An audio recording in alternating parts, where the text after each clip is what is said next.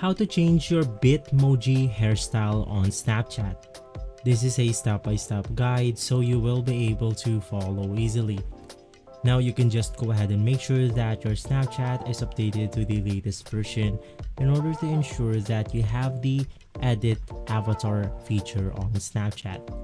Now you can just go ahead and open up Snapchat after updating the application. Proceed by clicking on your profile icon at the corner of the screen, and once inside you can just go ahead and scroll down when you came up to this page right here. It will then take us to this pop-up menu. Once again, scroll up and the pop-up menu will expand where you can see the edit avatar button. Inside edit avatar, we then have a lot of hairstyles right here to choose from. So you can just go ahead and choose your hairstyle. In my case, I'll go ahead and select this one, and right after that, to confirm, you want to click on the save button. So if this video has been helpful for you, please consider by liking and subscribing. I'll make sure to see you again next time, and as always, thank you.